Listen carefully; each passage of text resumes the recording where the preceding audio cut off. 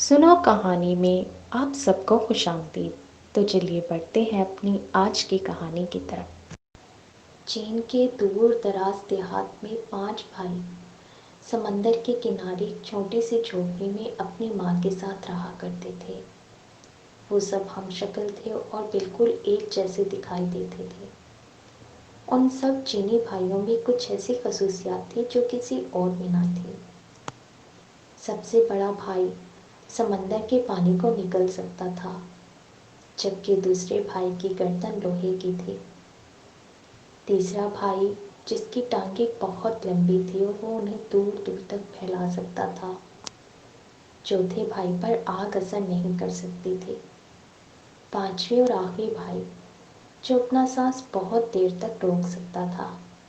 हर सुबह पहला चीनी भाई समंदर पर मछलियां पकड़ने के लिए जाता था और शाम तक वो बहुत सारी मछलियां पकड़ लेता, तो उनको बाजार में जाकर बड़ी अच्छी रकम पर फरोख्त कर देता। एक दिन वो समंदर पर मछलियां पकड़ने जा रहा था, तो पड़ोसियों का एक लड़का भी उसके साथ चल दिया। उसने बहुत बार मना किया, लेकिन लड़का पास नहीं आया। दोनों जब समंदर पर पहुंचे तो पहले चीनी भाई ने एक ही सांस में तमाम समंदर का पानी निगल लिया। समंदर खाली हो गया तो उसमें मौजूद तमाम चीजें वाजिया तौर पर नजर आने लगी। समंदर लातादाद मछलियों के अलावा बेशुमार कीमती खजानों से भरा हुआ था। लड़का वो सब देखकर दीवाना हो गया और खजाना समेटने के लिए दौड़ पड़ा। पहले चीनी भाई ने तो सिर्फ इतनी ही मछलियां पकड़ी जितनी वो रोज पकड़ता था। उसके बाद वो चाहता था कि समंदर का पानी वापस समंदर में डाल दे। उसने लड़के को आवाज़ें भी दी, लेकिन कभी लड़का एक चीज़ उठाता तो कभी दूसरी की जानिब लपकता। उसे कुछ सुनाई नहीं दे रहा था। इधर पहला चीनी भाई अपने मुंह में इतना ज़्यादा पानी उठाए उठाए थक चुका था। बस बहुत हो गया लड़के, अब वापस आ जाओ। उसने फिर से लड़के को आवाज़ दी, लेकिन उसने नहीं सुना। इंतज़ार करके पहले चीनी भाई ने जब वो बेहाल हो गया और उसकी बर्दाश्त से बाहर हो गया तो उसने वो पानी समंदर में उगल दिया। उसके साथ ही वो लड़का भी पानी में गर्क हो गया। पहला चीनी भाई जब अकेला गांव वापस आया तो गांव वालों ने उससे लड़के के बारे में पूछा, मगर वो कोई जवाब न दे सका। गांव वाले सब समझ गए कि उसने लड़के को मार दिया है। उन्होंने अदलिया में जाकर उसकी शिकायत की। सिपाही पहले चीनी भाई को पकड़कर अदालत में ले गए और लड़के के कत्ल के जुर्म में उसको सजाए मौत सुना दी गई। चीनी लड़के को जब अदालत में पेश किया गया तो उसने जज से कहा, मैं आखिरी बार अपनी माँ से मिलना चाहता हूँ। जज ने इजाज़त दे दी और चीनी लड़का खुशी खुशी अपने घर चला गया। अपनी माँ से मिला, लेकिन वो वापस नहीं आया, बल्कि उसकी जगह दूसरा चीनी भाई जेल में पहुंच गया, जिसकी लोहे की गर्दन थी। अगली सुबह चौक पर तमाम गांव के लोग इकट्ठे हो चुके थे। जल्लाद हाथ में तलवार लिए मुजरिम की गर्दन उड़ा देने के लिए तैयार खड़ा था। सिपाही मुजरिम को पकड़ लाए और उसकी गर्दन शिकंजे पर रख दी। जल्लाद आगे बढ़ा और पूरी कुव्वत से तलवार मुजरिम की गर्दन पर मारी, लेकिन दूसरा चीनी भाई मुस्कुराता हुआ उठ खड़ा हुआ। चूंकि उसकी गर्दन लोहे की थी, इसीलिए तलवार ने उस पर कुछ असर न किया। वो सब देखकर गांव का हर शख्स सख्त बरहम हुआ और उसको मारने के लिए कुछ और तरीका सोचने लगा। फिर जज ने फैसला किया कि उसको समंदर में डुबोकर मार दिया जाए। गांव वाले उस पर राजी हो गए और फैसला हुआ कि अगली सुबह उसको समंदर में डाल दिया जाएगा। दूसरे चीनी भाई ने भी जज से वही कहा जो पहले ने कहा था, कि वो आखिरी बार अपनी माँ से मिलना चाहता है। जज नहीं जानता था कि वो जुड़वा भाई है, इसीलिए जज ने एक बार फिर से उसे इजाज़त दे दी। अगली सुबह वो वापस नहीं आया, बल्कि उसकी जगह तीसरा चीनी भाई जेल में वापस आया, जिसकी टांगें बहुत लंबी हो जाती थी। उसकी सज़ा की तैयारी शुरू होने लगी। सारा गांव समंदर के किनारे जमा हो चुका था।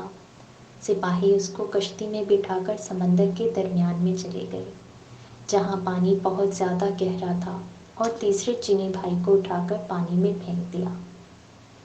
جب چینی لڑکے کو سمندر میں گرا دیا گیا تو لوگوں نے دیکھا کہ اچانک اس کی ٹانگیں بہت لمبی ہونے لگی، یہاں تک کہ لمبی ہوتے ہوتے ہوئے اس نے سمندر کو عبور کر لیا اور وہ سمندر سے باہر آ گیا۔ لوگوں میں غم و غصے کی ایک نئی لہر دوڑ گئی۔ اگلی بار گاؤں والوں نے فیصلہ کیا کہ مجرم کو آگ میں ڈالا جائے گا۔ اگلی صبح وہ جج کے پاس گیا اور اس سے کہا کہ میں آخری بار اپنی ماں سے ملنا چاہتا ہوں۔ ہاں، تمہیں اتنی رعایت دی جا سکتی ہے۔ جج نے نہ چاہتے ہوئے بھی اس کو اجازت دے دی۔ وہ خوشی خوشی اپنے گھر کی طرف دوڑا، مگر ماں سے مل کر وہ واپس نہیں آیا، بلکہ اس کی جگہ اس کا چوتھا چینی بھائی واپس آ گیا۔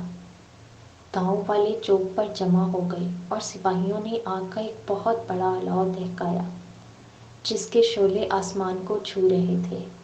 پھر چوتھے چینی بھائی کو آگ میں دھکیل دیا گیا۔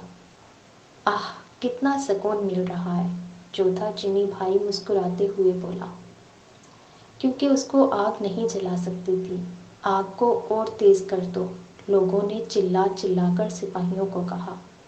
انہوں نے آگ اور زیادہ تیز کر دی، مگر یہ کیا، چینی بھائی کو تو کچھ نہ ہوا۔ گاؤں کے لوگ وہ سب دیکھ کر سینک پا ہو گئے۔ پھر انہوں نے فیصلہ کیا کہ اسے ایک بدبودار جگہ پر بند کر دیا جائے تاکہ دم گھٹنے سے وہ مر جائے۔ چینی بھائی بہت چالاک تھا۔ اس نے ایک مرتبہ پھر جج سے کہا کہ وہ ایک آخری بار اپنی ماں سے ملنا چاہتا ہے۔ جج اس وقت بہت زیادہ غصے میں تھا، مگر اس کے باوجود اس نے اسے اجازت دے دی۔ اجازت ملتے ہی چوتھا چینی بھائی دوڑا دوڑا اپنے گھر گیا، مگر اپنی ماں سے مل کر وہ بھی واپس نہ آیا، بلکہ اس کی جگہ اس کا پانچواں چینی بھائی آیا۔ سارا گاؤں چوک پر اکٹھا ہو چکا تھا اور ایک بند کوٹری میں بے شمار بدبودار اور زہریلی جڑی بوٹیاں اکٹھی کر کے جلائی گئی۔ پانچویں چینی بھائی کو اس کوٹری میں پھینک کر تالا لگا دیا گیا۔ ساری رات تجسس میں گاؤں والے کوٹری کے باہر بیٹھے رہے۔ صبح کو جب سپاہیوں نے اس کی لاش نکالنے کے لیے دروازہ کھولا تو پانچواں چینی بھائی مسکراتا ہوا باہر نکلا، کیونکہ وہ بہت دیر تک اپنا سانس روک سکتا تھا، اسی لیے بدبو سے نہیں مرا۔ لوگ اسے دیکھ کر ہکا بکا رہ گئے۔ جج آگے بڑھا اور بولا، ہم نے تمہیں ہر ممکن طریقے سے مارنے کی کوشش کی، لیکن تم ہر بار بچ گئے۔ اس کا مطلب ہے کہ تم بے گناہ ہو، لہٰذا تمہیں اس جرم سے باعزت بری کرتا ہوں۔ اب تم آزاد ہو۔ تمام گاؤں والوں نے بھی جج کی اس بات سے اتفاق کیا اور اس کا پیچھا چھوڑ دیا۔ سب سے چھوٹا بھائی خوشی خوشی اپنے گھر کی جانب چلنے لگا، جہاں اس کی ماں اور اس کے چاروں بھائی اس کا انتظار کر رہے تھے۔ ہمارے چینل کو سبسکرائب کریں اور کمنٹ سیکشن میں اپنی رائے سے ضرور آگاہ کیجیے۔ شکریہ۔